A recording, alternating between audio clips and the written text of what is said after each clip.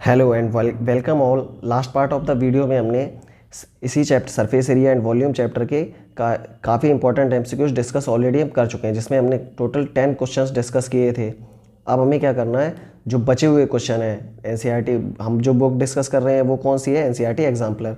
तो जो बचे हुए क्वेश्चन हैं वो हम डिस्कस करने वाले हैं। तो ये होने वाला है वीडियो का पार्ट नंबर 2। तो इस अगर आपने फर्स्ट पार्ट नहीं देखा है तो आप उसको भी देख सकते हैं, उसमें भी हमने काफ़ी इंपॉर्टेंट एमसीक्यूज डिस्कस किए हैं। तो टाइम बिना वेस्ट करते हुए हम सीधे करते हैं क्वेश्चन नंबर 11। इसमें क्या है, a mason construct a wall of dimension 270, 300 and 350 centimetre with bricks. Okay, हमको क्या है, ये वॉल का डायमेंशन दिया गया है। जो जो दिया जाता है हम देखते चलते हैं।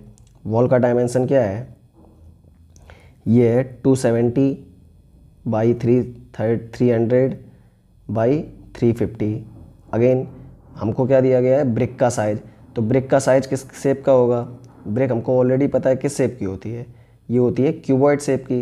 ठीक है, तो ब्रिक का साइज़ क्या है, 22.5 इंटू 11.25 इंटू 8.75। एंड ये सारी वैल्यूज़ किस में हमको है गिवन, ये गिवन है सेंटीमीटर्स में। यहाँ भी सारी वैल्यूज़ किस में है, सेंटीमीटर में। तो यानी कि वैल्यू कन्वर्जन की हमको कोई ज़रूरत नहीं पड़ने वाली है। इसके बाद क्या दिया गया है, a mason construct a wall dimensions ये दिए गए हैं वॉल के, with bricks each of size this. It is assume that 1/8 space of the covered by the mortar. मतलब क्या है, अब हम क्या कर रहे हैं, इन ईंटों से, ठीक है, हम क्या बना रहे हैं, वॉल बना रहे हैं। ब्रिक्स से हम क्या बना रहे हैं, वॉल। तो उसके लिए हम क्या यूज करते हैं, ब्रिक्स एंड मोर्टार। मोर्टार का मतलब होता है वो सीमेंट वगैरह। ठीक है, तो उसके लिए बताया गया 1/8 पार्ट जो है वॉल का, वो किसने कवर कर लिया है, मोर्टार ने।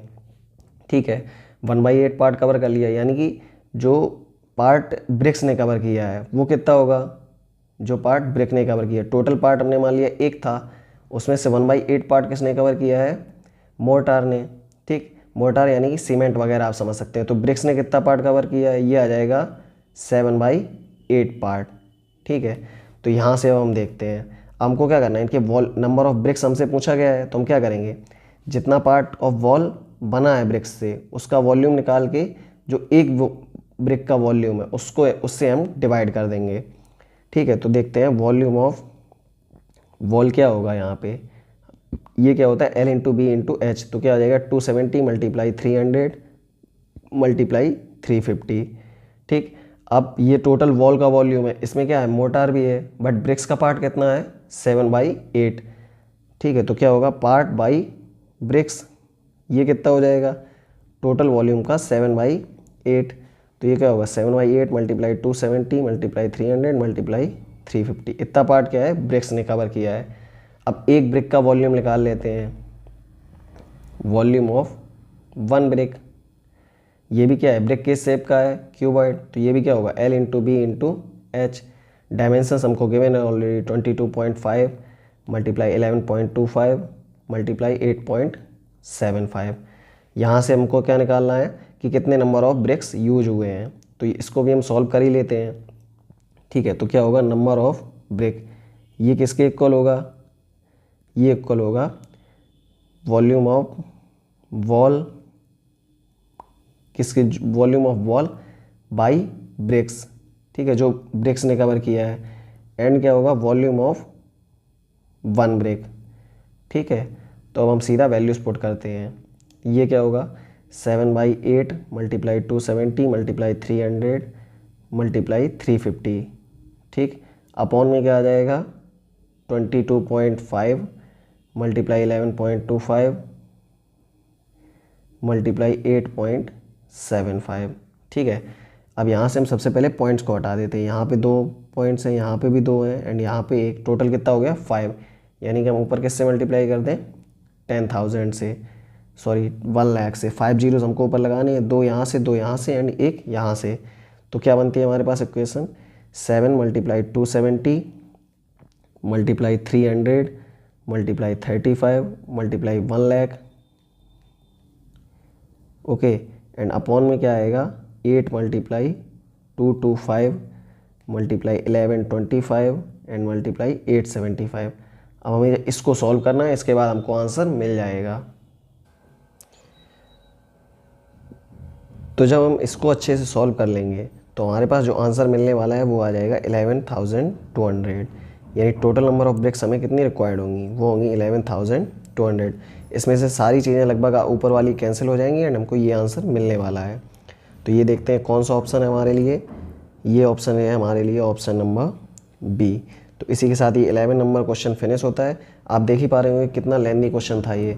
तो अब हम मूव करते हैं नेक्स्ट क्वेश्चन नंबर 12 पर। तो अभी हमने लास्ट 11 नंबर क्वेश्चन देख लिया था, अब हमको देखना है क्वेश्चन नंबर 12। ये भी सेम कॉन्सेप्ट बेस है, जिसमें हमको क्या करना है, इसमें बोला गया है the 12 solid sphere of the same size made by Belting a solid metallic cylinder. इस केस में क्या हो रहा है, जो सिलेंडर है उसको मेल्ट करके क्या बनाया जा रहा है, सिलेंडर को मेल्ट करके हम बना रहे हैं स्फीयर्स। कितने स्फीयर्स बना रहे हैं, वो हम बना रहे हैं 12 स्फीयर। ओके, टोटल 12 स्फीयर हमने सिलेंडर को मेल्ट करके बना दिए। एंड सिलेंडर का डायमीटर हमको कितना गिवन है, सिलेंडर का डायमीटर हमको दिया गया है 2 सेंटीमीटर एंड हाइट कितना दिया गया है 16 सेंटीमीटर। ये सिलेंडर के बारे में इंफॉर्मेशन है। अब एक्चुअल में होगा क्या, जब हम सिलेंडर से स्फीयर मेल्ट करके स्फीयर बनाएंगे तो उस केस में जो वॉल्यूम रहेगा वो कांस्टेंट रहेगा। यानी वॉल्यूम ऑफ सिलेंडर किसके इक्वल होगा, volume of sphere multiply by 12, यानी कि 12 स्फीयर्स का वॉल्यूम। तो इसी को अप्लाई करके हम स्फीयर का डायमीटर, हमको डायमीटर निकालना किसका है, स्फीयर का, हम निकाल सकते हैं।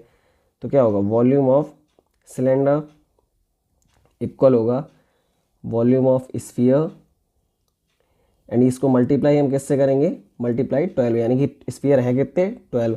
तो सिलेंडर का हो गया पाई R1, इसको अगर हम मान लिया square H, volume of sphere का formula 4/3 pi R2 cube multiply by 12। ठीक है, तो यहाँ से अब वैल्यू पाई से पाई गया एंड अब वैल्यूज़ रखना स्टार्ट करते हैं। डायमीटर का वैल्यू अगर 2 है तो R कितना होगा 1, तो 1 का स्क्वायर इंटू एच, एच का भी वैल्यू हमको गिवन है कितना है 16, इक्वल्स किसके होगा, ये एच का वैल्यू यहाँ पे कितना दिया गया है ये मल्टीप्लाई बाई 16 इक्वल्स टू होगा 3 से ये कैंसिल हुआ, 3 4 जा 12, 4 multiply by 4 multiply R cube. Okay, अब इसके बाद हम क्या करते हैं, इसको इधर ट्रांसफ़र कर देते हैं 4 मल्टीप्लाई 4 को, तो ये 4 4 जा 16, ये भी कैंसिल हुआ। यानी फाइनली क्या बचता है हमारे पास R क्यूब इक्वल्स टू 1। यहाँ से हमको क्या पता चलेगा, R इक्वल्स टू की भी कितना आ जाएगा 1। हमसे पूछा गया है क्वेश्चन में डायमीटर बताना है हमको। अगर रेडियस हमारे पास कितना आ गया, रेडियस की जो वैल्यू है वो है 1 सेंटीमीटर, तो डायमीटर कितना हो जाएगा 2 सेंटीमीटर। तो इसी के साथ हमारा कौन सा ऑप्शन करेक्ट होता है इसके लिए, कुछ ऑप्शन नंबर सी। तो यहीं पे ये क्वेश्चन फिनिश होता है। इसमें भी वही वॉल्यूम सेम का कॉन्सेप्ट है। अभी हम मूव करते हैं नेक्स्ट क्वेश्चन। तो अभी हमने देखना है इस क्वेश्चन नंबर 14 को। इसमें बोला गया है medicinal capsule in the shape of cylinder with diameter 0.5 metre. इसका डायमीटर जो हमको गिवन है वो कितना है 0.5 मीटर एंड इसका जो शेप है वो कुछ इस तरीके से है। ये शेप ऑफ इसका डायमीटर कितना है 0.5। Again with 2 hemisphere stuck to each end, यानी इसके एंड्स पे क्या स्टक किया गया है, इसके एंड्स पे स्टक है 2 हेमिस्फीयर। ओके, अब क्या बोला गया, the length of entire capsule is 2 centimetre. जो पूरे कैप्सूल की लेंथ है वो क्या है, वो है हमारे पास 2 सेंटीमीटर। अगर इसका डायमीटर 0.5 है तो इसका रेडियस कितना हो जाएगा, रेडियस इसका हाफ यानी कि 0.5/2 हो जाएगा। यहाँ पे भी सेम साइड क्या होगा 0.5/2 एंड टोटल लेंथ कैप्सूल का कितना है 2 सेंटीमीटर। अब हमको क्या निकालना है, हमको निकालना है हाइट ऑफ सिलेंडर। तो उसके लिए हम क्या करेंगे 2 माइनस 0.5/2 प्लस 0.5/2, ये फाइनली हमारे पास कितना आ जाएगा 2 माइनस 0.5 यानी कि 1.5 सेंटीमीटर। ओके, ये हमको मिल गया हाइट एंड रेडियस हमको ऑलरेडी गिवन है। रेडियस कितना है, डायमीटर अगर 0.5 है तो रेडियस कितना होगा 0.5/2 और हेमिस्फीयर और सिलेंडर का रेडियस क्या है सेम है, तो रेडियस कितना हो जाएगा, रेडियस का जो वैल्यू होगा वो होगा 0.5/2। अब हमको क्या निकालना है, हमको कैलकुलेट करना है टोटल वॉल्यूम। तो अब देख लेते हैं इसको भी हम, टोटल वॉल्यूम किसके इक्वल होगा, टोटल वॉल्यूम इक्वल होने वाला है वॉल्यूम ऑफ सिलेंड्रिकल पार्ट, यानी सिलेंड्रिकल पार्ट का वॉल्यूम यानी कि pi R square H plus volume of hemispherical part. अब हेमिस्फीयर का फॉर्मूला 2/3 पाई R क्यूब। अब हेमिस्फीयर एक्चुअल में है कितने, 2 हेमिस्फीयर है हमारे पास यानी कि मल्टीप्लाई बाई 2। यहाँ से हम क्या कॉमन ले सकते हैं, हम ले सकते हैं पाई R स्क्वायर को कॉमन। क्या बचता है हमारे पास h, यहाँ से 2 और 2 का मल्टीप्लाई हुआ कितना आ जाएगा 4/3 एंड अगेन यहाँ पे ये क्या बचा R, तो h प्लस 4/3 R। ओके, अब यहाँ से हम क्या करेंगे, वैल्यूज रखना स्टार्ट करेंगे एंड अपने क्वेश्चन को सॉल्व करेंगे। पाई का वैल्यू 22/7, आर का वैल्यू कितना है 0.5/2 का स्क्वायर, एच यानी कि हाइट कितनी की मैंने हमको 1.5 प्लस 4/3, आर यानी कि रेडियस कितना है 0.5/2। ठीक, तो यहाँ से अब देखते हैं जो भी कैंसिल वगैरह होता है। यहाँ से ये 2 2 ज़ा 4 ये कैंसिल हुआ। ओके, एंड इसको देख ले 22/7, 0.5 का स्क्वायर 0.25 एंड 2 का 4, ब्रैकेट में क्या बचेगा 1.5 प्लस 5 2 ज़ा 10 यानी कि 1/3। एंड इसको हमको अब सॉल्व करना है। जब हम इसको सॉल्व करेंगे तो हमारे पास क्या आने वाला है, इस कंप्लीट इक्वेशन, इसको कंप्लीट सॉल्व करने पर हमारे पास आ जाएगा 0.36 सेंटीमीटर क्यूब। ठीक है, तो यहाँ से इसका फाइनली आंसर हमारे पास क्या बनेगा। आप सिर्फ इस चीज़ को अगर एक्चुअल में कैलकुलेट कर पा रहे हैं तो यहाँ से आप आंसर निकाल लेंगे, दूसरा क्वेश्चन भी होगा कोई। ठीक है, तो आंसर इसका क्या होगा 0.36 सेंटीमीटर क्यूब, जो कि हमारा कौन सा वाला ऑप्शन है, ऑप्शन नंबर ए इसके लिए करेक्ट हो जाता है। तो ये क्वेश्चन में हमने फिनिश किया है। अब चलते हैं हम नेक्स्ट क्वेश्चन पर। तो इस क्वेश्चन को देखते हैं। ये तो काफ़ी छोटा सा क्वेश्चन है। इसमें बोला गया if two hemisphere same base radius r joint together along their bases then the curve surface area of new solid. Okay 1 minute, कुछ प्रॉब्लम था शायद, अभी हम इसको दोबारा देखते हैं। If two solid hemisphere of base radius r joint together along their bases then their curve surface area of new solid. इसमें क्या बोला जा रहा है कि दो हेमिस्फीयर हैं जिसका बेस रेडियस क्या है आर, इनको आपस में हमने क्या कर दिया है, जॉइन कर दिया है। ठीक है, एक हेमिस्फीयर इस तरफ, ये फर्स्ट, एंड ये हेमिस्फीयर सेकंड, इनको जॉइन कर दिया है कुछ इस तरीके से।